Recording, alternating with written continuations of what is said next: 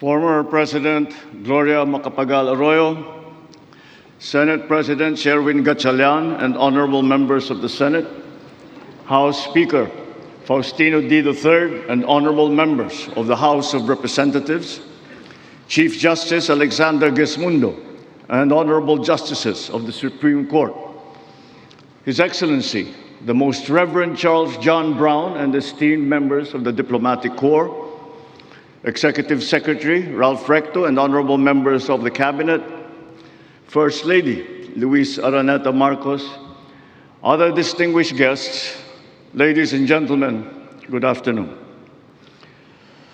Mga kababayan ko, naririto ako muli upang tuparin ang ating katungkulan at magbigay ng ulat sa inyo tungkol sa estado ng ating bansa at sa mga ginagawa ng inyong pamahalaan. Isang taon na ang nakalipas mula noong huli akong tumayo rito upang ilantad ang katiwalian na nadiskubre namin sa mga flood control project. Gaya ng aking ipinangako sa inyo, nagsagawa tayo ng malawakan at malalimang investigasyon na walang pagkikiling kahit kanino man. Masusi nating sinuri at sinundan kung saan tayo itinuro ng ebidensya. Lahat ng kailangang gawin ay ginawa natin upang matuntun ang punot dulo. Mayroon ng mga unang nakasuhan at nakulong, mga kontratista, matataas na opisyal, pati na mga mambabatas. At dumating na tayo sa punto na ayon sa Ombudsman ay malapit na ang paghain ng patong-patong na kaso labang sa dating Speaker. Masakit man sa akin ito, ngunit kailangan nating gawin ang tama. Hindi ako pangulo ng aking pamilya. Hindi ako pangulo ng aking kaibigan.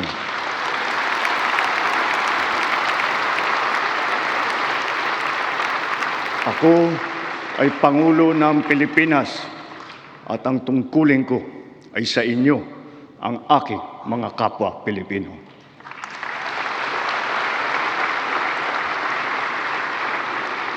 Kaakibat ng mga naisampang mga kaso, tiniyak ng inyong pamahalaan na mababawi mula sa mga nagsabwatan ang nakuha nilang pera ng taong bayan. Gayon din, pinigilan natin ang paglabas ng pera ng bayan na ipambayad pa dapat sa mga depektibo, peke o guni-guning mga proyekto at mapupunta lamang sa mga bulsa ng mga tiwalaing kontraktor at opisyal. Halos 25 bilyong piso ang halaga ng nabawi, frozen at napreserbang mga pera at ari-arian ng mga akusado. Ang mahigit 800 milyong piso dito ay agad nating nabalik sa Treasury. Lahat ng mababawi mula sa mga sangkot na tiwali ay agad ibabalik sa kaban ng bayan. Ipinapaubaya na natin ang pag-uusig sa Ombudsman at sa ating mga pinalakas na National Prosecution Service. Nananalig din tayo sa makatarungang hatol ng hukuman. Makakaasa kayo na ang gulong ng hustisya ay tumatakbo.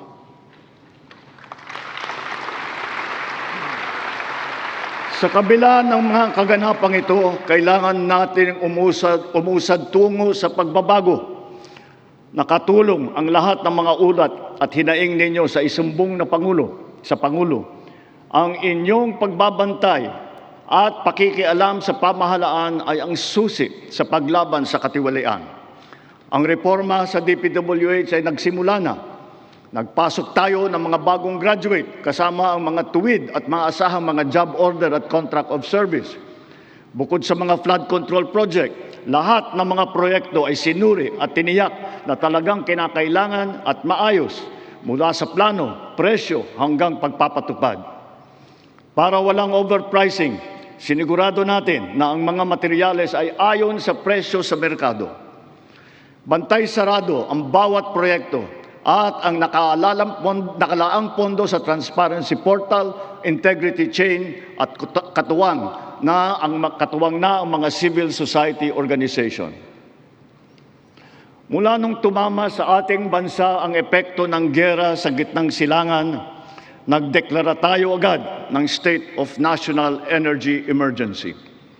Iisa ang ating misyon, uplift, ang iahon ng ating nahihirapang mga mamamayan. Ang lahat ng mga ahensya ay inatasang magtipid at pagtuunan mabuti ang mga programa na mas mahalaga sa pagtugon sa mga epekto ng krisis. Ibinuhos natin ang pondo kung saan karapat-dapat at mas kinakailangan sa mga pangunahing serbisyong ramdam at tiyak na makakatulong sa ating mamamayan. Ang pera ng taong bayan na muntik mapunta sa bulsa ng mga tiwaling opisyal ay naisalba natin.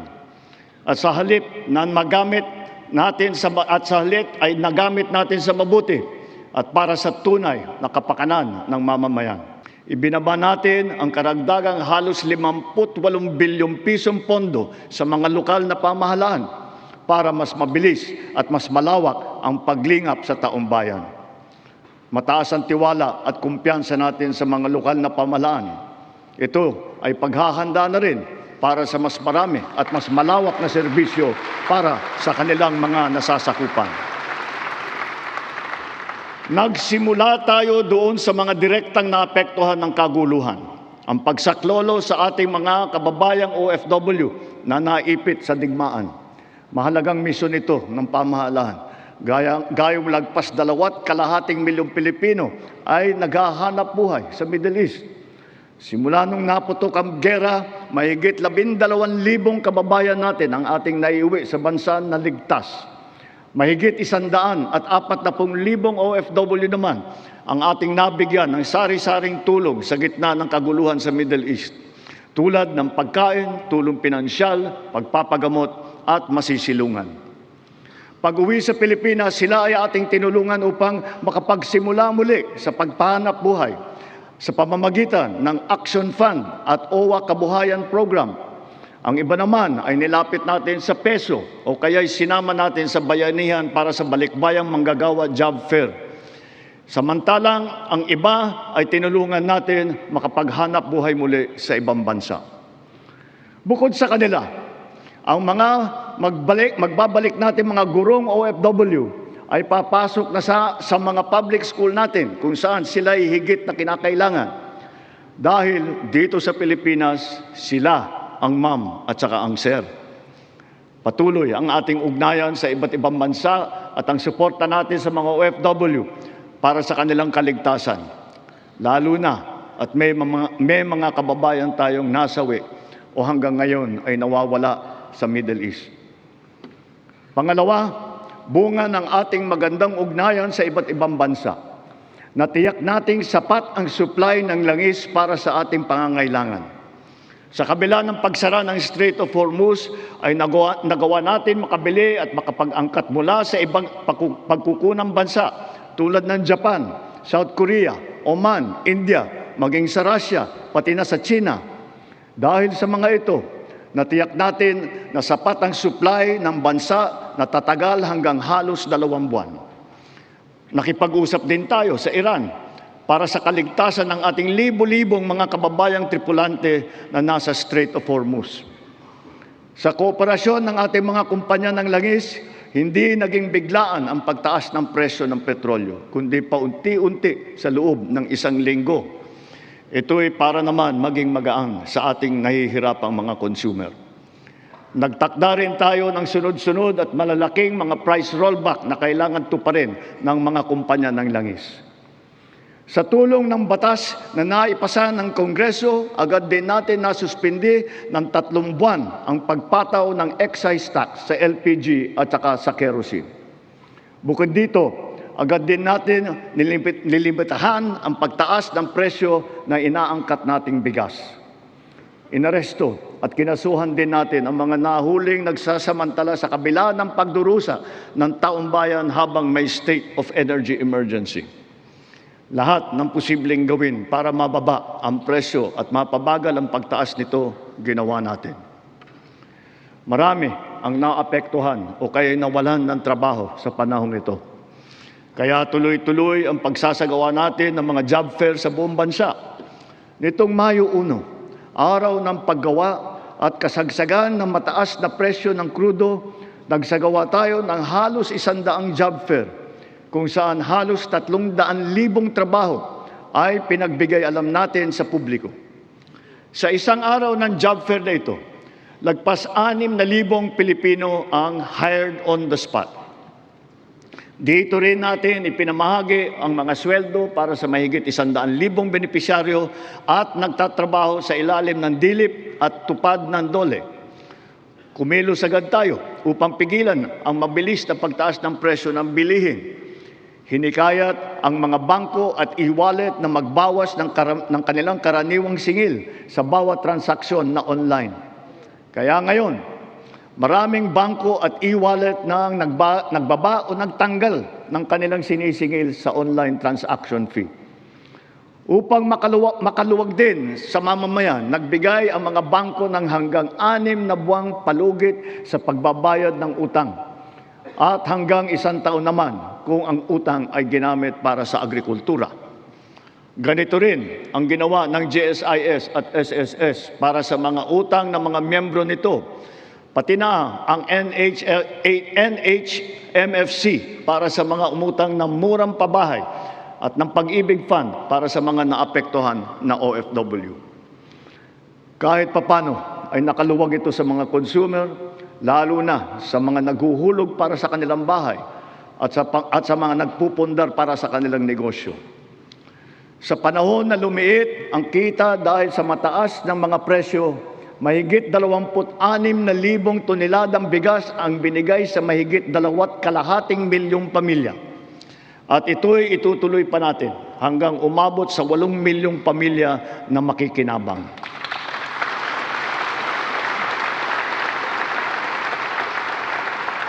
Patuloy pa rin ang programang Benteng Bigas Meron Na. Ito'y nakakapagbigay ginhawa sa mahigit 12 milyong Pilipino sa buong bansa. Ang mahigit 800 nating kadiwa ay nasa buong Pilipinas ay sabay pa rin nakakatulong sa mga namimili at sa mga magsasaka at mangingisda na direktang nakakapagtinda ng kanilang mga produkto. Nagbigay din tayo ng suporta sa halos 2 milyong magsasaka at mangingisda sa kasagsagan ng mataas na presyo ng langis sa ilalim ng Presidential Assistance to Farmers, Fisherfolk and Families o yung tinatawag na PAF.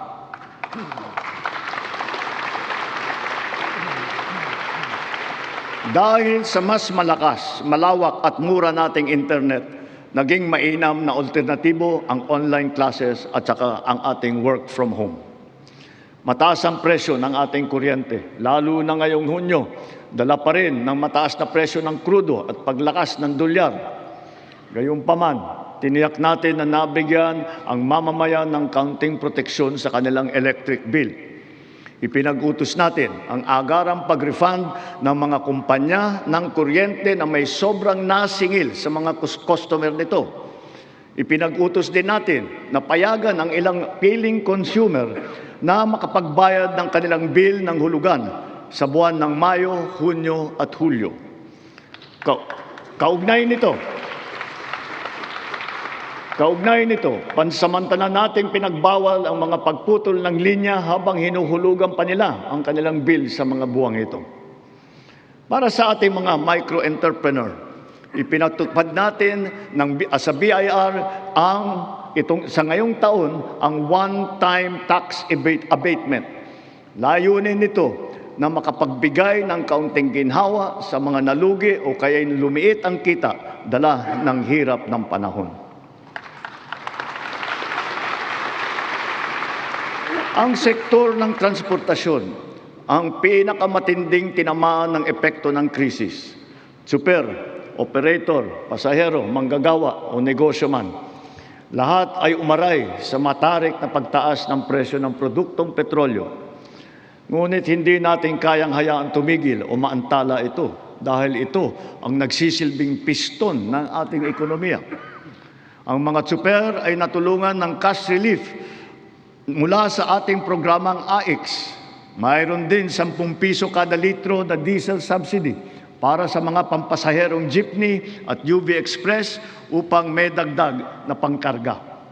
Bukod pa rito, Mahigit 1,800,000 nagpapasada ang nahandugan din ng tulong ng AIX. Para naman sa mga pasahero, nagkaroon ng mga libreng sakay kung saan sinigundahan pa ng ilang mga ahensya ng pamahalaan gamit ang kanilang mga sasakyan. Humalili rin ang DA sa paghatid ng mga kargamento ng produktong agrikultural sa mga sentro ng kalakalan sa buong bansa.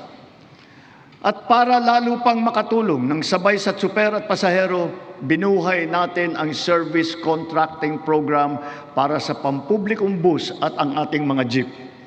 Sa ilalim ng sistemang ito, ang kwalipikadong operator o driver ay nakakakuha ng karagdagang kita sa bawat kilometrong tinakbo sa pagserbisyo ng mga pasahero.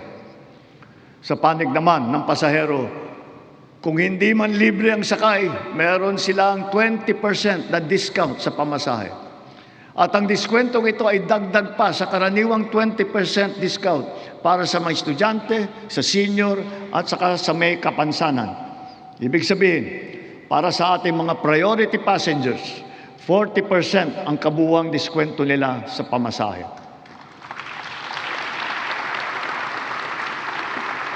Nariyan din ang tupad, tuloy pasada, kung saan nagkaroon ng dagdag na kita ang mga tsuper na pampasada. Sa mga programang ito pa lang, milyong-milyong Pilipino, driver man o pasahero, ang nakaramdam ng kaunting ginhawa sa kanilang mga biyahe araw-araw mula nang ito'y nailunsad. Dito sa Metro Manila, ang lahat ng mga sumasakay ng LRT2 at MRT3 ay patuloy na nagiginhawaan ng 50% diskwento sa pamasahe. Bukod pa ito sa mga espesyal na diskwento na ating ibinibigay tuwing linggo at mahahalagang kapistahan. Sa ating mga paliparan at pantalan, pansamantala nating binaba ang sari-saring mga bayarin sa paggamit ng mga pasilidad, gaya ng terminal fee, landing and take-off fee, harbor fee, anchorage at berthing fee, pati mga storage fee. Halimbawa, sa Cebu Port, naging libre ang terminal fee. Sa mga paliparan naman,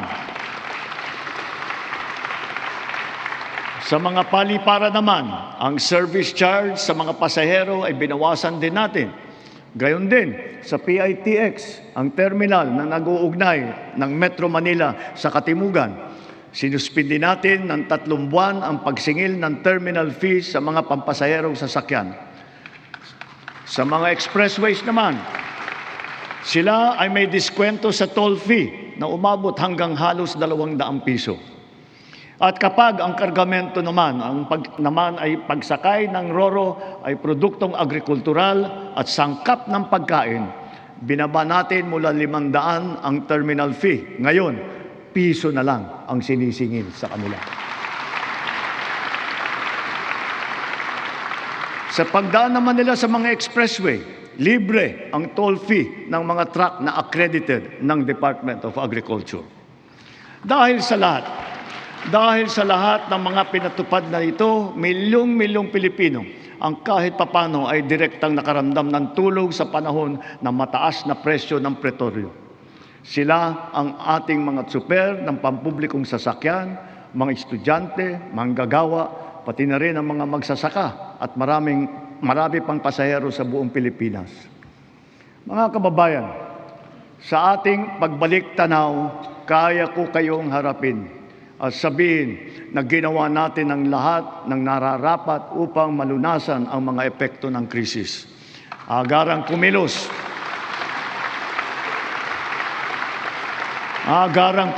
ang buong pamahalaan upang tumulong sa mamamayan. Sa katunayan, tayo pa ay hinahangaan ngayon dahil sa bilis, liksi at pagiging aktibo ng ating pagtugon. Libuang buwan mula sumiklab ang digmaan, ramdam pa rin natin ang bigat ng mga epekto nito sa ating bansa. Hanggang kailangan, asahan ninyo na hindi titigil ang pagsuporta ng pamahalaan. Naglaan tayo ng mahigit 60 bilyong piso para dito hanggang sa katapusan ng taon.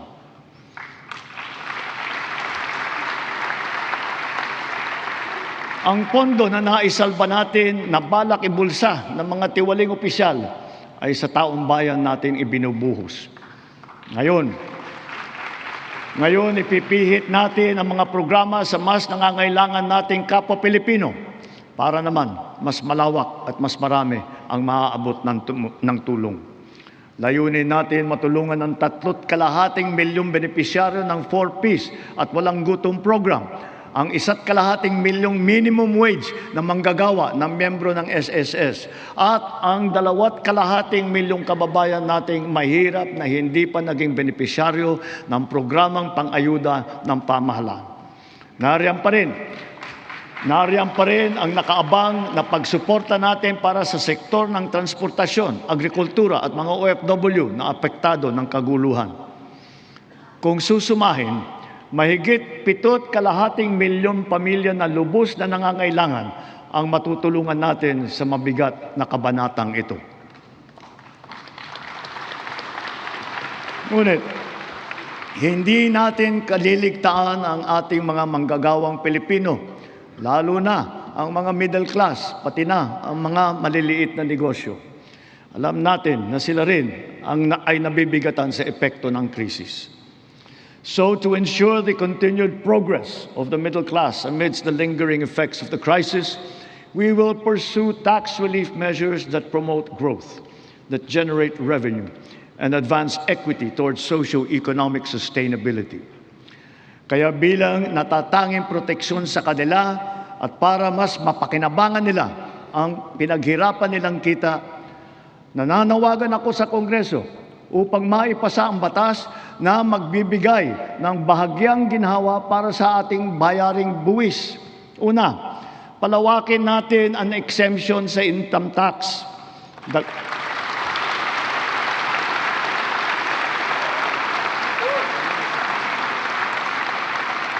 Dagdagan natin ang mga manggagawang malilibre sa buwis sa kanilang kita. Isasama na natin ang mga kumikita ng hindi lalagpas sa 350,000 pesos kada taon.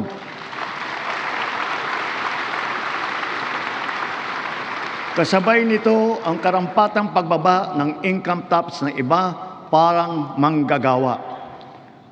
Pangalawa, ang mga maliliit na negosyo ay hindi napapatawan ng minimum corporate income tax.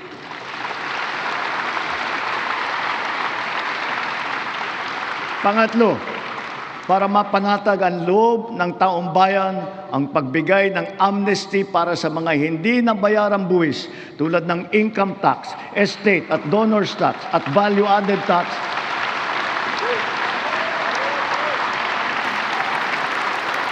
Kasama na rin dyan ang mga multa na kaakibat ng mga ito. Malinaw ang mga leksyon sa atin ng mga nagdaang buwan. Una, ang kahalagahan ng seguridad at katatagan ng bansa pagdating sa enerhiya at sa pagkain, ng ating ugnayan sa ibang bansa at ng bawat mamamayan kahit saan man sila naroroon. Pangalawa, ang abilidad ng pamahalaan na kumilos agad sa angkop at mainam na paraan. At ang ikatlo, ang pagpursigi at pagnatyag ng Pilipino sa kabila ng mga hamong dumadaan. Dala ang mga sariwang leksyon nito, mas maayos at mabilis ang pagresponde natin sa ating mga naging biktima ng sakuna. Tulad sa nangyaring paglindol sa Visayas at Mindanao kamakailan, mahigit 600,000 pamilya ang ating nasakluluhan. Lampas 3 bilyong piso ang ating binuhos para sa agaran tulong sa mga pamilyang lubos na naapektuhan. Ito ay sa pamamagitan ng pagkain, pagpapagamot, tulong pinansyal at pabahay. Unti-unti na rin nating naayos ang supply ng tubig at kuryente, linya ng komunikasyon at mga daan sa mga apektadong lugar. Hindi lamang minsang paghatid ng tulong ang ating ginagawa. Ang misyon natin ay sila'y muling makabangon at maitaguyod. We have moved on from the reactive approach. Now we are not only proactive, but predictive as well, aided by digital tools. The strategies of public-private supply chains, hubs and spokes, warehousing, automated production, and wide-scale pre-positioning of food and non-food supplies in LGUs have proven their efficacy. We have now established a network consisting of primary disaster resource centers in Luzon, in Visayas, and soon in Mindanao, 15 hubs, 76 spokes, and 919 last-mile facilities across the country, which makes up our nationwide disaster response infrastructure.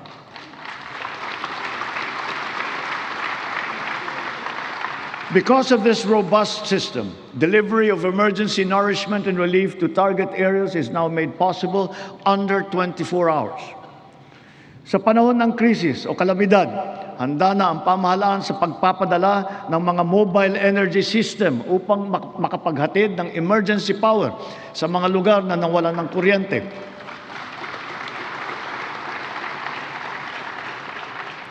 Complementing these are our government emergency communication system and the private sector-led and our first ever satellite-to-mobile service, both of which guarantee uninterrupted telecommunications nationwide in the event of crises and of disasters.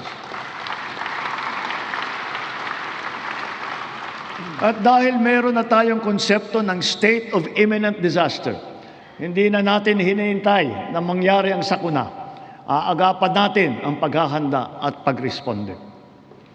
And so, taking all these lessons to heart, our overarching mission and all our conscious efforts henceforth must not be to simply uplift, but to ensure security and self-sufficiency of our nation and of our fellow Filipinos. Sa nasaksihan nating pagtaas ng presyo ng petrolyo, maraming kababayan natin ang umasa sa pampublikong sasakyan. Kaya't pinagtutuunan natin ng mabuti ang ating mga tren, mga busway, transport hub at integrated terminal at ang pagpapaganda at pagpapalawak ng mga paliparan at pantalan sa buong bansa. Ito ay upang mas malawak at malayo ang naaabot, tumaas ang kapasidad at maging moderno at mas maginhawa ang serbisyo. Halimbawa, sa susunod na taon, ang mga tren ng North-South Commuter Railway ay tatakbo na sa pagitan ng Valenzuela at Malolos. Sisikapin ng DOTR na sa pagtapos ng administrasyong ito, tapos na rin ang railway hanggang sa Clark.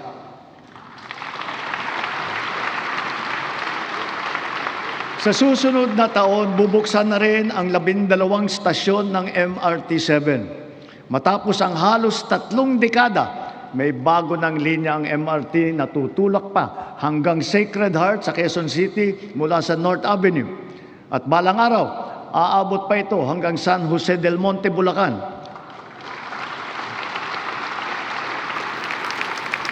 Sadyang napakalaking ginhawa nito sa halos 1,000,000 na pasahero bawat araw. Thanks to the recently enacted Accelerated and Reformed Right-of-Way Act, right-of-way issues are now more quickly resolved, removing the biggest choke point in our mass transit development program. Sa kabilang banda, yung unang bahagi ng Cebu Bus Rapid Transit ay bukas na. At yung nasa Ilocos Norte naman ay ating pasisinayaan sa susunod na taon. Ang mga nag-modernize ng mga sasakyan, lalo na ang mga lumipat sa mga hybrid at electric vehicle, ay hindi nakaramdam ng kurot ng pagtaas ng presyo ng petrolyo. Consistent with our clean energy drive, we have encouraged the adoption of electric vehicles. We have removed all tariffs on EVs until 2028 to bring down market prices. And government has also been mandated to prioritize electric vehicles and their refleeting plans. This clean and green policy is two-pronged. It shall also spur growth of our domestic local industries across the EV value chain, specifically those involved in the vehicle assembly and manufacturing of batteries and related spare parts. Mitiin natin na sa pagdating ng 2040, kalahati ng mga sasakyan natin ay EV na. Ang ilang makabagong love bus at ang articulated bus na gagamitin sa Davao City, mga EV na. Ang MB Dalaray naman na pinasayaan natin kamakailan lamang ay isa ring EV na nabuo sa pagtutulungan ng UP at saka ng DOST. Sa darating na panahon, ang ganitong electric ferry boat ang gagamitin sa Pasig River Ferry Service mula Pinagbuhatan sa Pasig hanggang Escolta sa Maynila. Kaya hinihiling ko ang suporta ng buong industriya upang mapaandar na natin sa lalong madaling panahon ang ating minimiting modernisasyon ng mga pampublikong sasakyan. Titiyakin natin na magiging makatao, magaan at makatarungan ang pagpapatupad nito. Tulad ng aking nabanggit, dapat mataas ang kalidad, matibay at maghahatid ng pangmatagalang ginhawa sa taong bayan ang lahat ng pampublikong infrastruktura. Ngayong taon, matatapos na ang bahagi ng South Luzon Expressway TR4 mula sa Santo Tomas City, Batangas, papuntang Tiaong sa Quezon.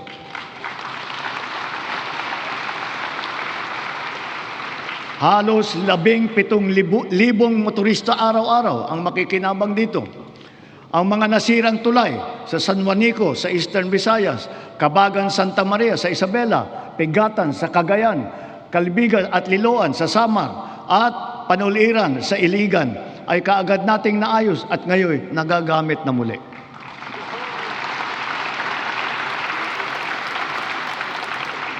Bukod sa 137 evacuation center na naitayo sa buong bansa, magsisimula na ngayon taon ang pagpapatayo ng Ligtas Pinoy Centers.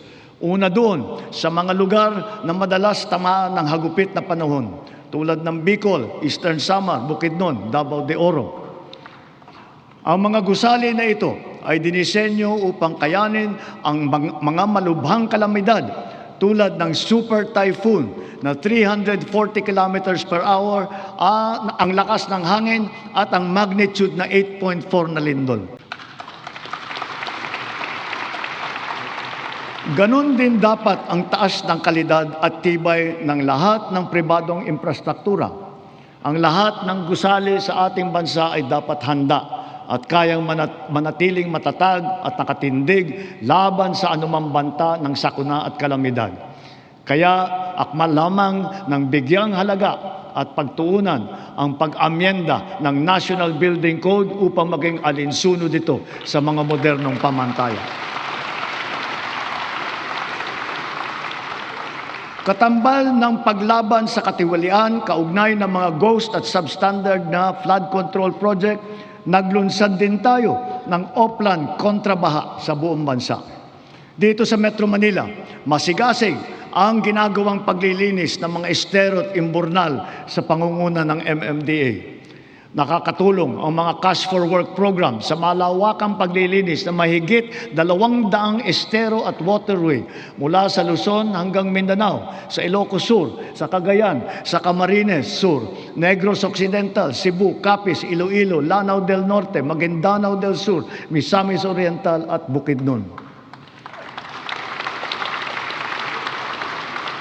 Sa kabila ng mga ginagawa nating ito, kailangan pa rin nating iwasto ang ating pamamaraan sa pagtapon ng basura. One systemic intervention is to update our 25-year-old Ecological Solid Waste Management Act, aligning it with modern waste management practices such as waste-to-energy and waste treatment technology.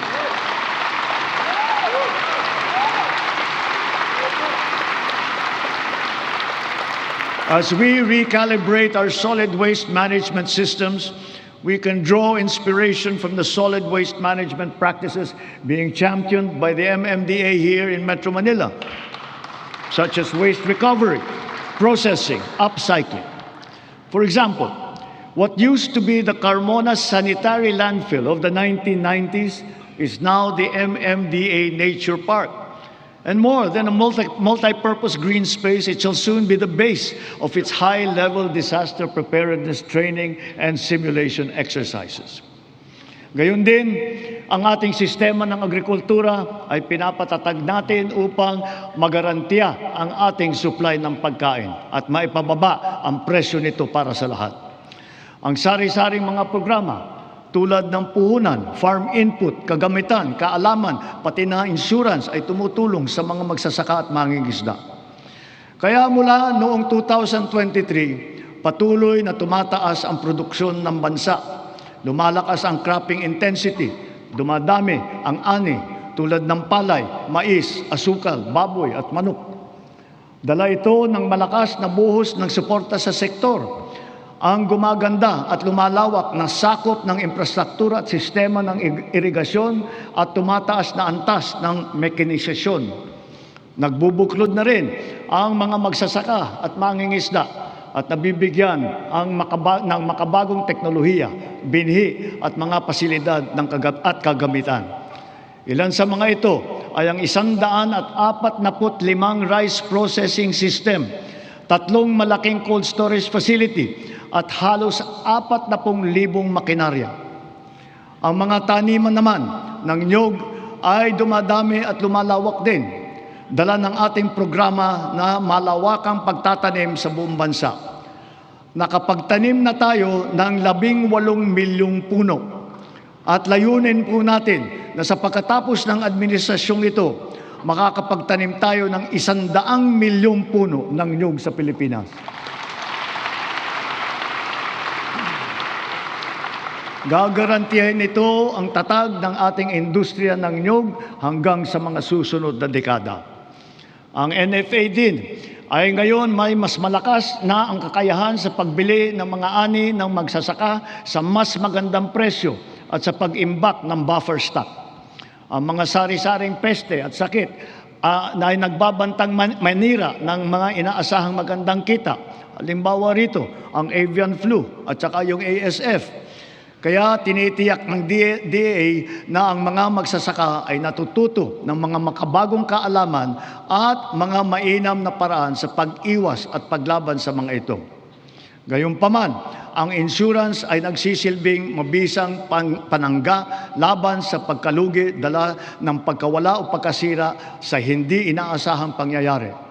Sa nakalipas na 4 na taon, natulungan ang sektor upang mabawi ang halaga ng pinsala sa hanapbuhay na umabot sa 19 bilyong piso halaga na kabayaran. Ang crop insurance ngayon ay hindi limitado sa mga pananim.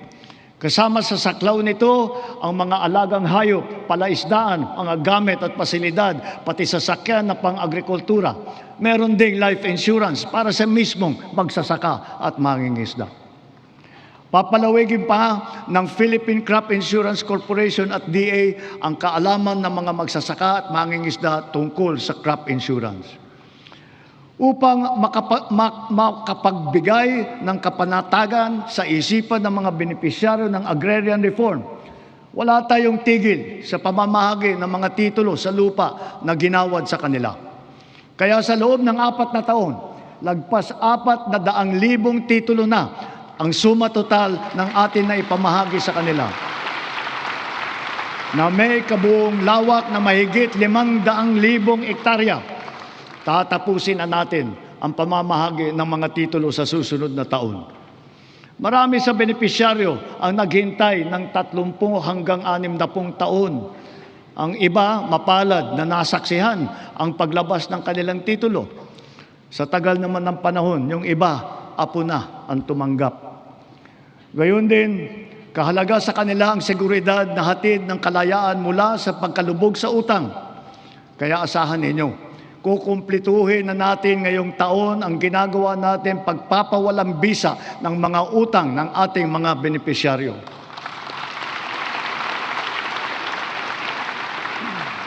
Sa kabila ng mga ito, patuloy pa rin ang suporta ng DAR sa reformang agraryo tulad ng irigasyon, mga daan, makinarya at mga pautang para sa mga benepisyaryo nito. Kaya sinasabi ko, Secretary Conrad, huwag mong munang isipin na pwede ka na mag-retire. Marami ka pang trabaho na gagawin sa DAR. Ang mga nagdaang buwan ay nagpaalala sa atin na kailangan natin paramihin ang pinagkukunan natin ng kuryente. Ito ay isang tanda ng pagiging matatag na bansa. Kaya't kasalukuyan nating binabantayan at tinututukan ang 200 proyekto na matatapos hanggang sa dulo ng administrasyong ito. Ang kabuuang kapasidad ng mga ito ay halos 10,000 megawatt. 45 sa mga ito ay natapos na at 31 ay matatapos ngayong taon. At ang 124 naman ay inaasahang matatapos hanggang sa 2028. Dagdag pa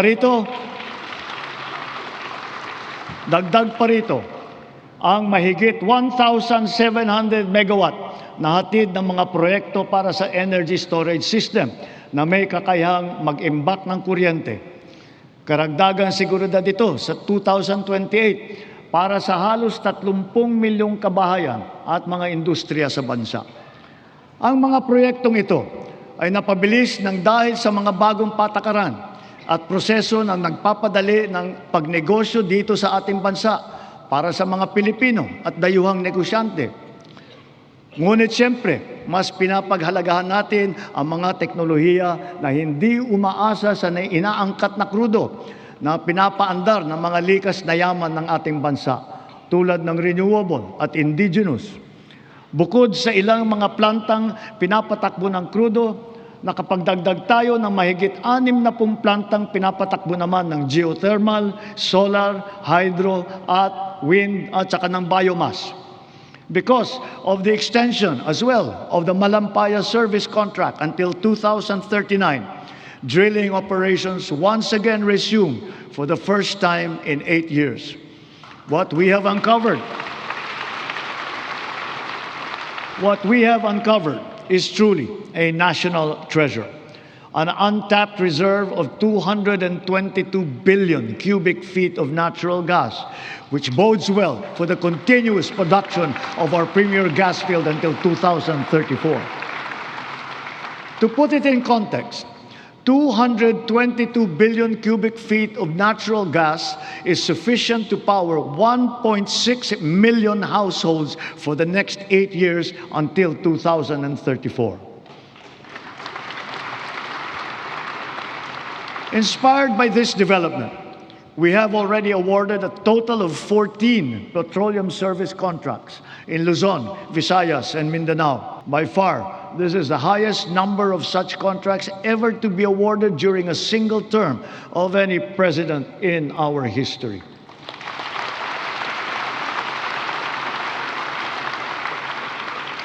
Four of the contracts that we have so far awarded are for the production of hydrogen. Hydrogen gas will serve as a backup fuel for our power plants, especially useful for our off-grid areas. It is also touted as the world's clean fuel of the future. Two of the newly awarded petroleum service contracts are co-managed with the BARM government. This is the first time in our political history. BARM is now firmly set to pursue its strategic vision of energy security and total electrification for and in the Bangsamoro region.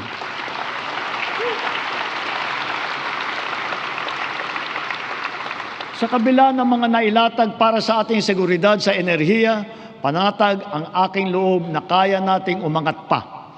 We have begun to embark on the establishment of hydrogen power plants. Multiple projects are now in their pre-developmental stage in Marinduque, in Masbate, Zamboanga, Sibugay, Basilan, and other potential areas. Pushing the envelope further, perhaps it is time for us to revisit nuclear energy production.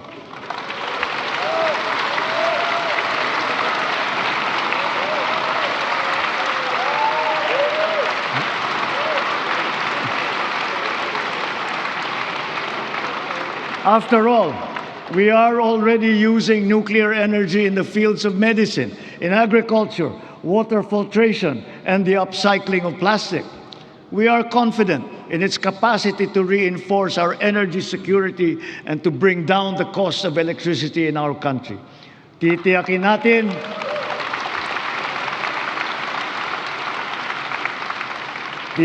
natin ito ay ligtas. Titiyakin din natin may papaliwanag na mabuti sa publiko ang magandang dulot sa atin ng enerhiyang nuklear.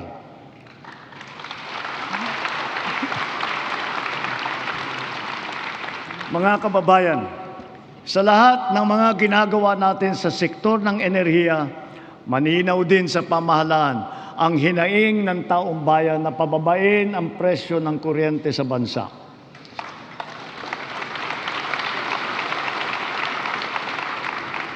Unang-una, upang maging simple, madali at abot kaya ang pagpapakabit ng solar panel at battery storage system sa kanilang mga bahay, hinihiling ko ang tulong ng Kongreso na maipasa na ang Sariling Kuryente Act.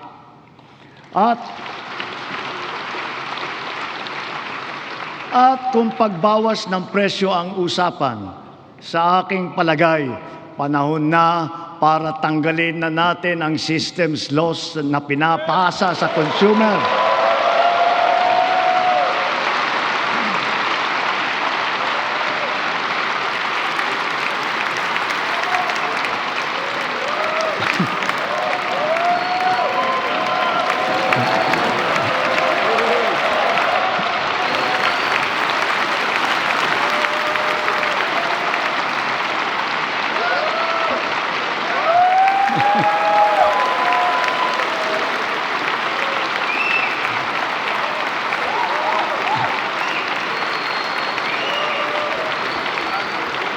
Pinapasa ito sa consumer at kinakarga sa bill na pinapatungan pa ng value-added tax. Hindi naman kasalanan ng consumer kung bakit nagkaroon ng systems loss. Kaya hindi naman tama na kailangan sila pa ang pagbabayarin dito. Therefore, we, the people, we demand for the immediate amendment of the EPIRA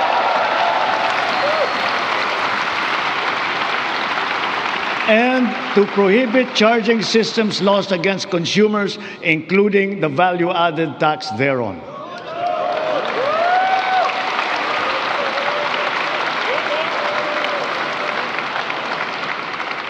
Noon nagsimula ang administrasyon, nilatag na natin agad ang pambansang pulisiya sa social protection floor na magtitiyak na may pangsalo at paglingap sa ating mamamayan, lalo na sa oras ng pangangailangan. Kaya't nariyan ang DILIP at tupad ng DOLE at AIX at Risk Resiliency Program ng DSWD para magsilbing pantawid sa anumang krisis na pinagdadaanan sa pamamagitan ng pansamantalang hanap buhay o di kaya'y tulong pinansyal. Ngunit, mas mainam pa rin ang pangmatagalang seguridad ng makukuha mula sa matatag na trabaho. Maraming trabaho ang hatid ng ating lokal na industriya na patuloy natin pinalalakas. Kasabay ng seguridad na dala ng matatag na trabaho ang SSS, GSIS at Pag-ibig Fund, nagsisilbing proteksyon para sa mga manggagawang Pilipino. Katuwang ang mga ahensyang ito, nakakaipon ang manggagawang Pinoy para sa kanyang pagtanda at sa pagretiro. Nakakatulong din ito sa panahon ng kagipitan, kalamidad o krisis sa buhay. Bukod pa riyan, daan ito upang makapagpundar para sa sariling buhay tulad ng mga abot-kayang pabahay sa ilalim ng ating 4PH program. Nariyan ang DSUD at mga ahensyang kasapi sa sistema ng pabahay upang matupad ang pinapangarap ng natahanan ng Pilipino. Katuwang ang pribadong sektor at lokal na pamahalaan. Puspusan natin pinupuno ang kakulangan sa pabahay sa buong bansa. Ito ay ginagawa natin sa pamamagitan ng mga bagong komunidad, mga acquired asset ng Pag-ibig Fund, Community Mortgage Program, Resettlement, at pati na mga paupahan. Sa ating programang pabahay, higit 500,000 bahay ang ating naitayo na at napondohan. Kasama ang higit 100,000 bahay na naidagdag natin sa loob lamang ng isang taon sa ilalim ng pinalawig natin na 4PH program. Susi sa lahat ng ito ang magandang sistema ng pautang upang gawing mas abot kaya ang mga pabahay para sa mga Pilipino. Isa na rito ang Pag-ibig Fund. Ang kanyang 17 milyong miyembro ngayon ay patuloy pang dumadami. Kung kaya, ang pinupundar ng mga miyembro ay patuloy ding lumalago. Ngayon, itinaas natin sa 10 milyong piso ang limit sa pautang para sa pabahay. Halimbawa, dahil dito, ang mag-asawa na may mas kakayahang bumili ng pinapangarap nilang bahay para sa kanilang pamilya. Ngayon, halos 7 milyong OFW na ang nagkaroon ng insurance. Dahil dito, panatag tayo na ang mga OFW natin ay naaalagaan at natutulungan ng mabuti. Patuloy din na dumadami ang mga kasunduan natin sa ibang bansa para sa karagdagan oportunidad para sa hanap buhay. Napataas din natin ang minimum wage ng OFW natin na namamasukan bilang kasambahay. Para naman sa ating mga pensyonadong uniform personnel na nagsakripisyo para sa seguridad ng ating republika, itinaas natin simula ngayong taon ang nakukuha nilang pensyon at subsistence allowance.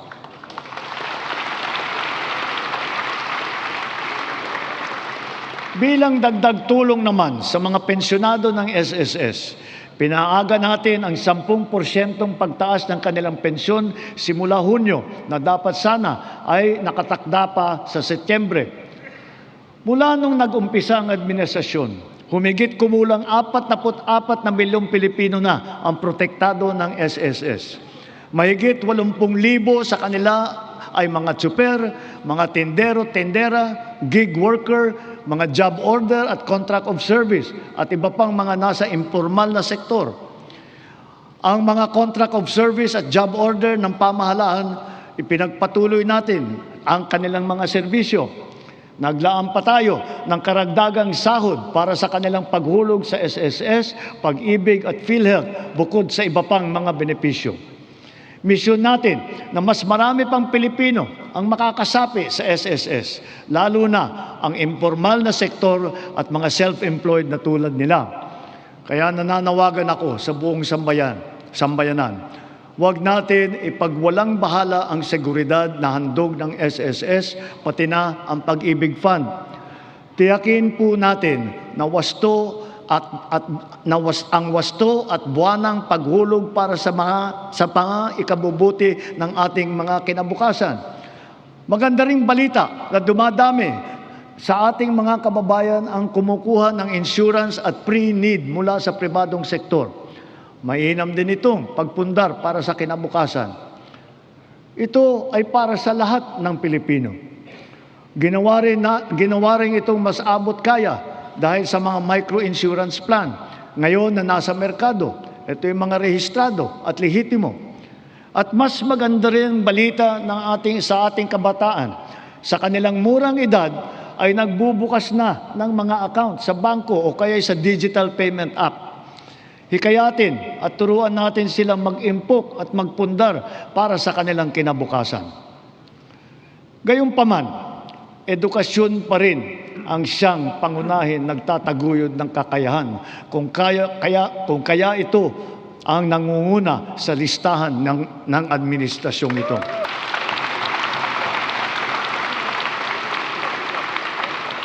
Sinisimulan natin ito mula sa pagkamusmus at ito'y dapat tuloy-tuloy at hindi tumitigil.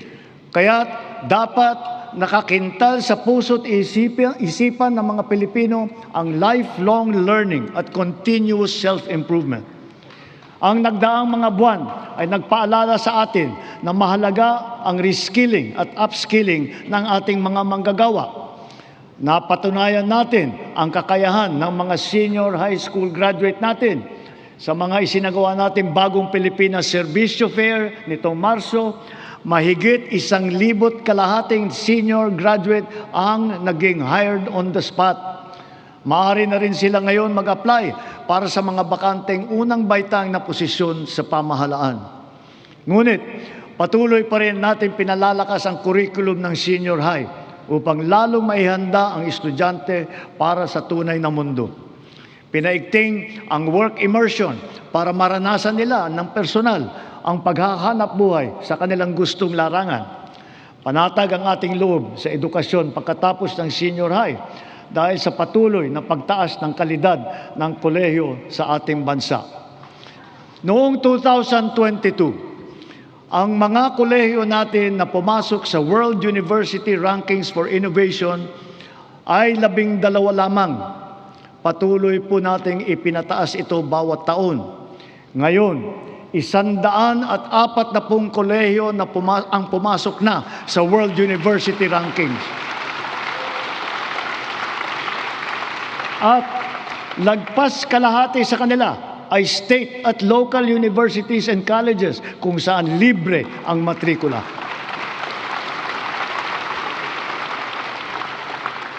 Para mahikayat ang kabataan na magtapos ng kolehiyo, ang tanggapan ng Pangulo ay naglaan ng 100,000 piso para sa 5 estudyante sa bawat barangay sa buong bansa. Sila ngayon ang ating presidential scholar. Mabisang pambato rin sa buhay ang mga programa natin sa TechVoc o TVET. Sa ngayon, 81% na ang placement rate ng mga dumadaan sa kursong TechVoc. Halimbawa, sa programang Super Scholar at ang programa Entrepreneur, naturuan ang mga driver ng panibagong kaalaman na sa kanilang iba't ibang pangkabuhayan. Sa programa naman ng DOLE at DA, mahigit 10,000 magsasaka at mangingisda sa buong bansa ang matuturuan na rin sa mga bagong kaalaman. Ang TechPro ay nakapaloob na sa senior high at ito'y progresibo o ladderized upang maging tulay sa agarang hanapbuhay at hakbang din tungo sa patuloy na pag-aaral at pagsasanay. Maaring gamitin ng isang TVET graduate ang kanyang national certificate bilang pundasyon upang maituloy pa ang pag-aaral hanggang maging ganap itong kolehiyong diploma. Halimbawa, ang electrical installation and maintenance sa senior high, maaring magtuloy sa electrical engineering balang araw. Ang caregiving, pwedeng ituloy sa nursing. Sa kabilang banda, kahit graduate ng kolehiyo ay maaaring kumuha ng NC upang tumahak ng ibang larangan o kaya'y magnegosyo.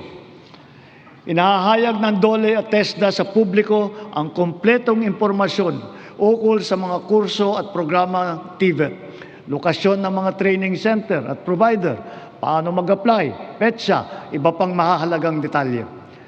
Malaking tulong ngayon ang TESDA Passport na bunga ng digitalization ng inyong mga serbisyo. In line with our digital transformation drive, our DICT continues to train our tech-savvy citizenry in high-impact tech skills to help them stay competitive in this ever-evolving field. AI is here to stay. And so, we adopt it to harness its potential to enhance critical sectors, from our educational system to our industries. We have launched massive training programs for AI readiness, which have reached at least 1.8 million individuals, students, parents, and teachers alike. This success inspires confidence to further scale up our initiatives for AI literacy across all sectors. We must ensure our global competitiveness.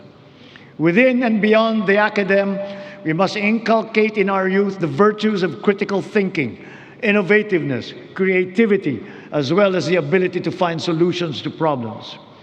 Our targeted scholarships and funding grants are all aimed to encourage these trailblazing traits. Contests such as Young Creative Challenge, the NICE, and the Philippine Innovation Awards recognize their talent and their hard work. At the same time, we have to do more to protect our children. We must protect them from the harmful influences and forces that exploit their vulnerability. The corrosive influence of fake news, the unfettered exposure to pornography, even to minors, the constant depiction of casual violence, and the toxicity and hate culture pervasive in social media. These pernicious influences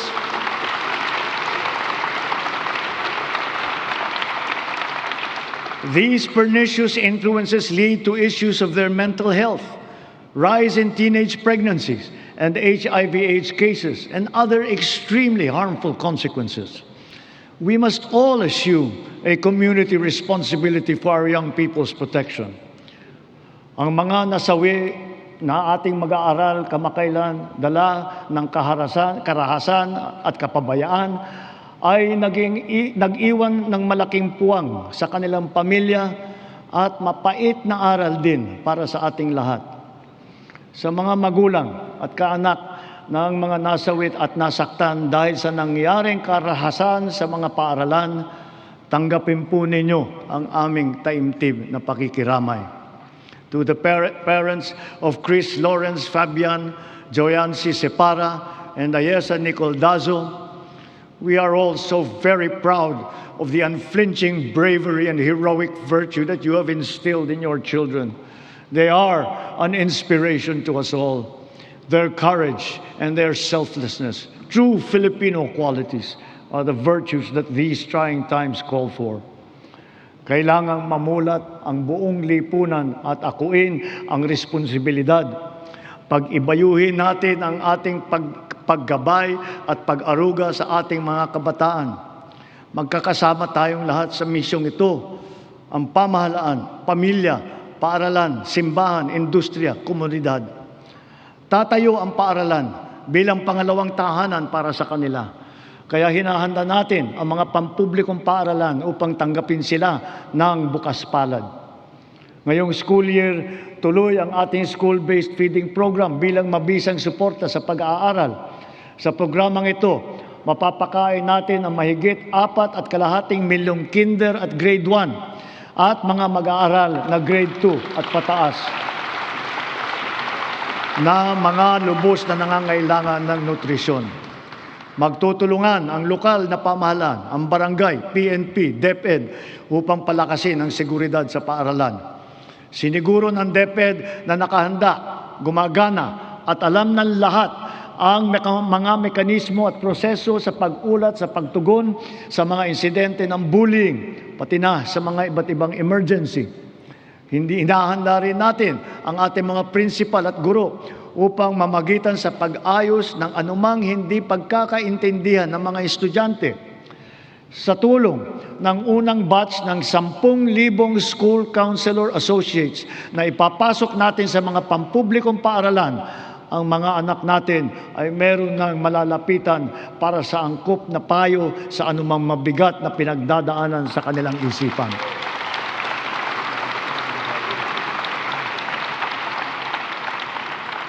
Hindi mawawaglit sa ating isipan ang karangalan at kadakilaan ng ating mga guro. Pinangako ko noong nakalipas na SONA na walang magre-retirong guro na Teacher 1. Ngayon, mahigit 80,000 guro at school head sa pampublikong paaralan ang na-promote gawa ng ating expanded career progression. Nagkaroon na rin ng mahigit 30,000 karagdagang posisyon para lumakas ang puwersa ng mga guro. To facilitate effective instruction, we also continue to provide them with helpful and innovating teaching aids such as smart TVs, laptops, tablets, free mobile data, even lapel microphones. To dramatically increase the traditional annual production output of DepEd, we have activated force multipliers in addressing classroom storage, tapping the DPWH, PAGCOR, and the LGUs as additional production arms for the increase in our schoolrooms.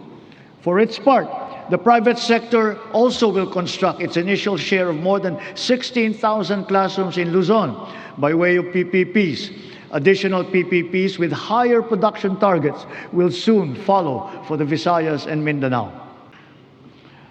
Kapag may nagkasakit sa pamilya, tila krisis ang tumama. Sa mahal ng pagpapagamot, kaya nitong simutin ang kita o ipon ng isang pamilya. Kaya malusog na pamumuhay ang ating pangunahing isinusulong. Kumpletong bakuna, maayos na nutrisyon, regular na ehersisyo at pag-iwas sa masamang bisyo at mapanganib na gawain. Mahalaga rin ang ating sports. Itinaas natin ng triple ang suporta natin dito Hindi lamang dahil sa aliw na hatid nito, kundi para sa kalusugan. Sa nag-uumapaw nating suporta kay Alex Eala, sana ay marami ang maengganyo para matuto at maglaro hindi lamang ng tennis, kundi ng ibang sport pa. Sa halimbawa ng Pilipinas Women's Football Team, sana rin ay mas sumikat pa ang football sa ating bansa at maraming maglaro. Balang araw, baka makasali na ang Pilipinas sa World Cup.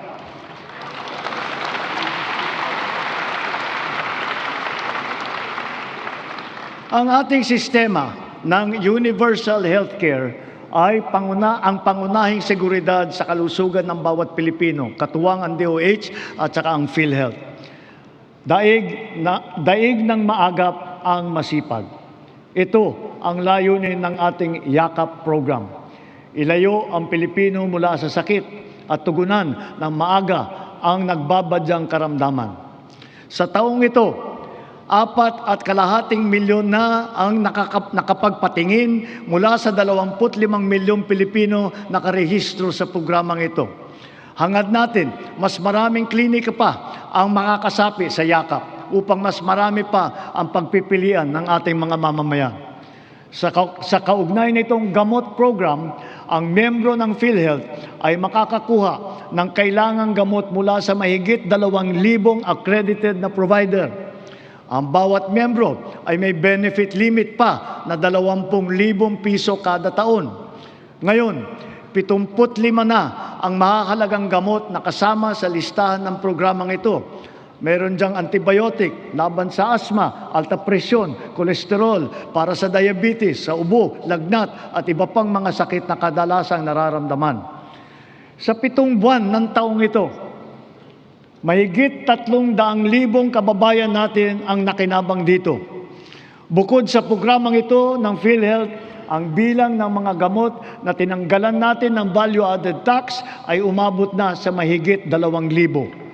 Mahigit 700 dito ay laban sa cancer, mahigit 500 ay para sa alta presyon, mahigit 600 naman ay laban sa diabetes at para rin sa mental health. Sa buwis na ito na ating tinanggal, ang side effect dyan ay mas mababang presyo nito sa butika.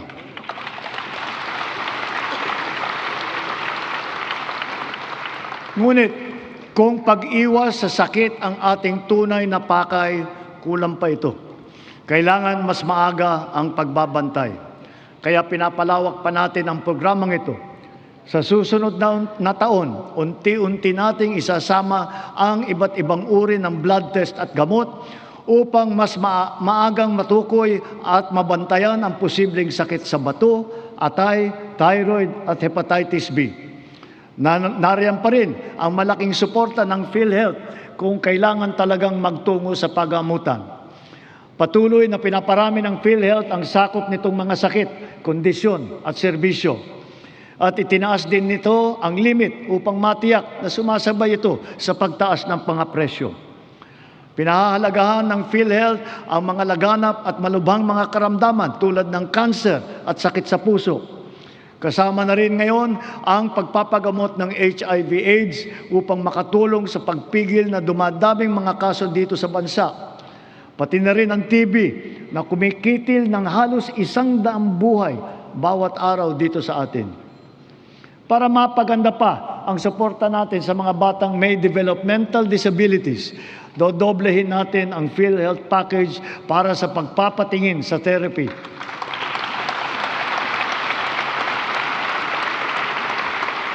Dadamihan din natin mula sa 90 hanggang 150 ang bilang ng therapy session na sakop ng PhilHealth.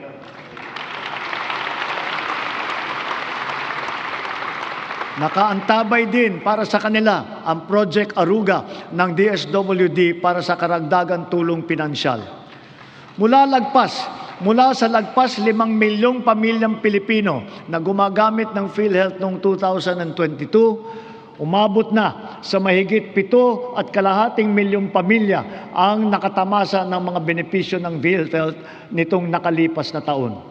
Lahat ng ito ay gawa ng ating masigasig na paghikayat maayos na proseso ng pagrehistro at mas pinabilis pang pagbayad sa mga ospital at healthcare providers. At mula nung inilunsad matapos ng huling SONA, halos 3 milyon ng kapwa natin ang walang binayaran kahit 5 sa kanilang pagpapagamot gawa ng ating zero balance billing sa mga ward ng ospital ng DOH.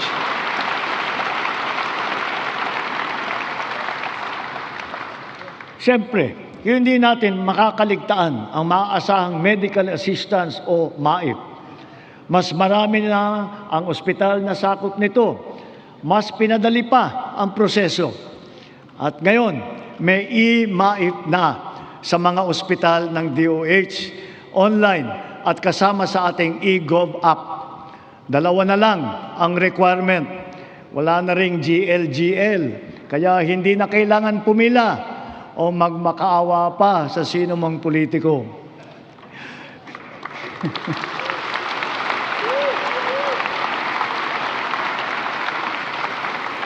Sa mahigit 56 na milyong nakapag-download at gumagamit ng ating eGov app, ganong karaming Pilipino, kasama ang kanilang pamilya, ang madali nang maaabot ang napakahalagang medical assistance na ito mula sa national government.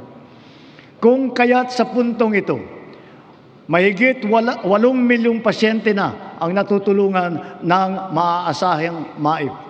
Sa ating ginagawang mga pagbabago, mas marami pa ang matutulungan nito, anumang antas sa lipunan.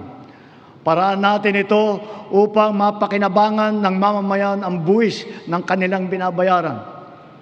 Malaking bahagi ng naisalba nating pondo mula sa korupsyon sa flood control project, binuhos po natin sa edukasyon, sa pagkain, sa DOH, PhilHealth at sa MAIP. Para talagang makatulong, makapagpagaling at makapagpalakas ng katawan ng Pilipino. Patuloy pa nating inaayos ang sistema ng mga ospital at mga pasilidad sa bansa, kasama ang mga bukas at mga specialty center.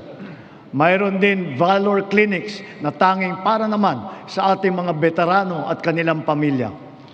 At magsisimula na rin tayong iguhit ang plano para sa makapagtayo ng isang Virology and Vaccine Institute dito sa ating bansa.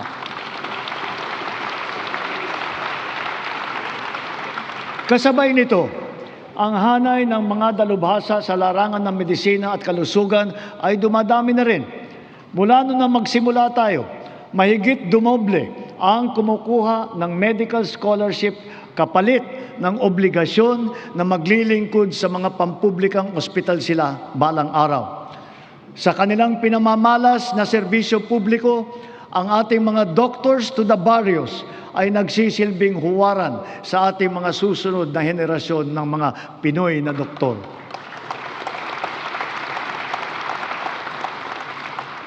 As we have witnessed and proven during this difficult period, our strong foreign relations have earned us incalculable dividends.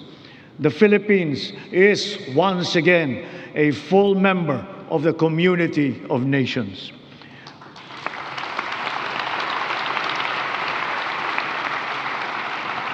Our vigilant trade facilitation efforts have resulted in integrating our country into the international free trade network that is the widest and most active one that we have ever had in our history.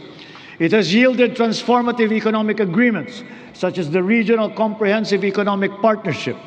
And now we are set to seal yet another promising comprehensive economic partnership agreement, this time with the United Arab Emirates. Because of these international engagements, the Philippines now has 23 free trade agreements in force or under active negotiations with other countries. Our exports have grown. They have continued to grow, reflecting high productivity and the increasing competitiveness of our products and services in the international trade market. It now behooves us to reinforce our strengths, enhance our comparative advantage, and diversify our portfolio. On this principle, we have maintained our competitiveness in supplying critical components to top technology companies in the world. We have also maintained export competitiveness for our indigenous farm products such as ube, coconut, bananas, other tropical fruits. And we have now ventured into new invaluable ones like enoke mushrooms. Foreign investments continue to pour in because of our beneficial policies, especially those promoting ease of doing business and accelerating digital transformation that curb red tape and corruption. Over the past 3 years, more than 6 trillion pesos in investments have been facilitated through our green lanes. These are estimated to create over 400,000 jobs for our Filipinos. Our productive eco-zones lay down the fertile groundwork that brings these investments into actual fruition, posting consistent growth rates over the past 3 years. Extending beyond Metro Manila, from Luzon to Mindanao, promising new areas have been recently proclaimed, such as in Dumaguete and Misamis Oriental. And soon, we will also present a strong case for Palawan and for the halal industry. We continue to strive for bigger and greater things, venturing into areas heretofore unimaginable. That is, strategic and emerging industries that position our country in the global value chain, such as in the fields of pharmaceuticals, advanced manufacturing, luxury goods, technology, and logistics. Additionally, a product of the 23-member-strong US-led Pac Silica initiative, the Pac Silica Industrial Hub will create an ecosystem that will have AI at its core. It will bring quality jobs to our people, accelerate our industrial competitiveness, and revitalize our economy. As a strategic component of the Luzon Economic Corridor, the hub will be an advanced manufacturing and logistics center in the global AI and technology value chain. Cagayan is both geographically and economically primed to serve as our gateway to space and host the country's first spaceport. A sounding rocket launch test is slated for next year. Yes, we are going to launch a rocket into space. This we will do in partnership with a South Korean aerospace company. We do not have to look or sail very far to find dependable allies. ASEAN is our safe harbor, within which we share not only mutual proximity, but affinity. During our chairship of the ASEAN Summit this year, we advocated for greater solidarity and cooperation among ASEAN member states. Together, we found ways to alleviate the dire consequences of the war in the Middle East. Through a united ASEAN and its strong extended network, we have achieved greater security and resilience as a region and as individual nations, more capable of withstanding disruptive events. The ASEAN +3 Emergency Rice Reserve System will guarantee emergency rice supply in case of shortage in our domestic production. The ASEAN Digital Economy Framework, led by the Philippines, will harmonize digital rules and enable cross-border digital transaction. It will accelerate the growth of our local tech sector, enable fintech and digital banking solutions, and support financial inclusion, especially for small enterprises. Likewise, the Framework Agreement on Petroleum Security for the joint stockpiling of energy assets in the region has been ratified. And now that our Luzon, Visayas, and Mindanao grids are fully connected, we are in a better position to connect with our neighbors to help realize the ASEAN Power Grid. Moved by our stark realizations, ASEAN must further strengthen the bonds of our regional cooperation, building on our sense of affiliation and the heightened instinct for mutual assistance. This is bayanihan for the international community and for this part of the world.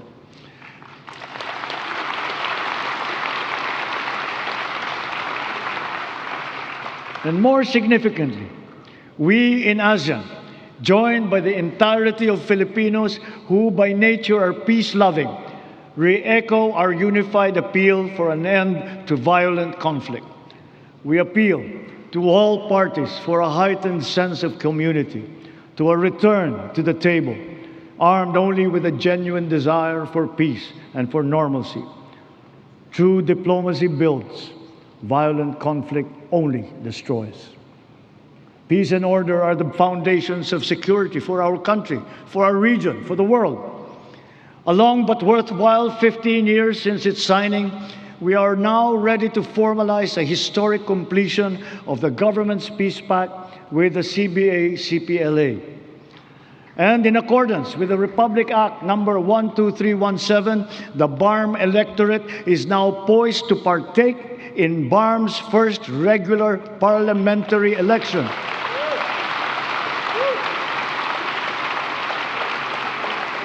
This is a critical accomplishment under the Comprehensive Agreement on the Bangsamoro.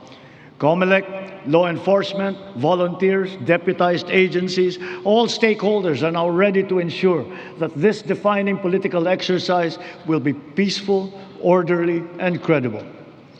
May these inspiring developments strengthen our collective belief in the unity and indivisibility of the Filipino nation amidst our individual diversity.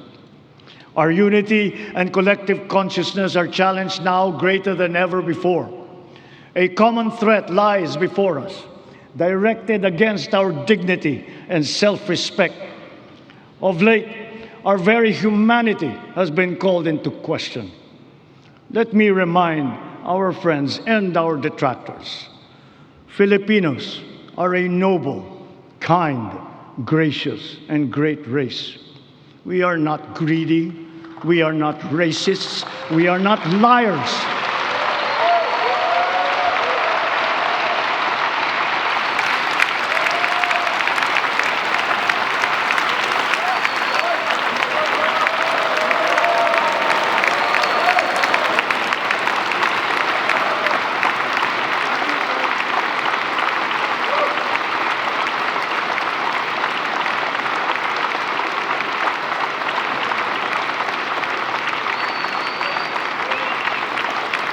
We are respectful and we are dignified. We are Filipinos and we do not yield.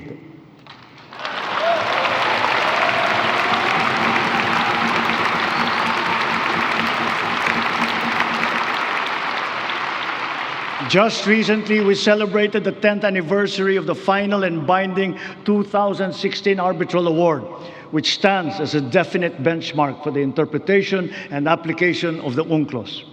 This is not a claim that we advance alone, nor is it one that we will abandon. Your government will do all that is necessary to continue upholding this award, utilizing every peaceful and legal means available to the Republic against any attempt, foreign or domestic, to undermine this achievement. We give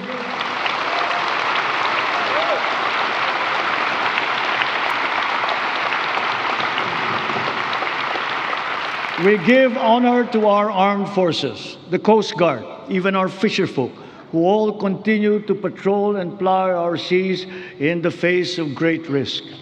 To them, we owe collective gratitude and appreciation, for it is they who give life to the letter and spirit of the Arbitral Award.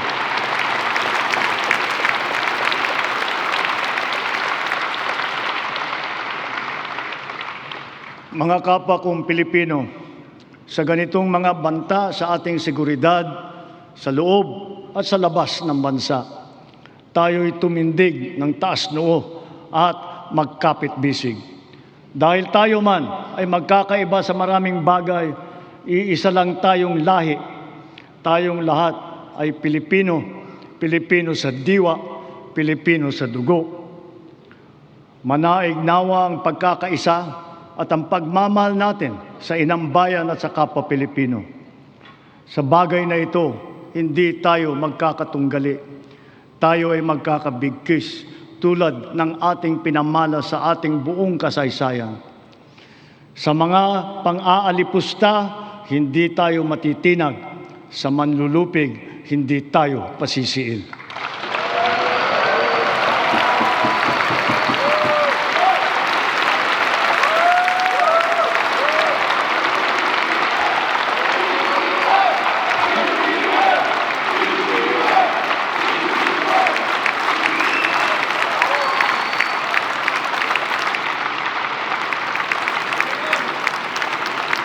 Sa nalalabing 2 taon ng administrasyon, tatapusin natin ang mga nasimulan at tutuparin ang ating pangako sa sambayanan.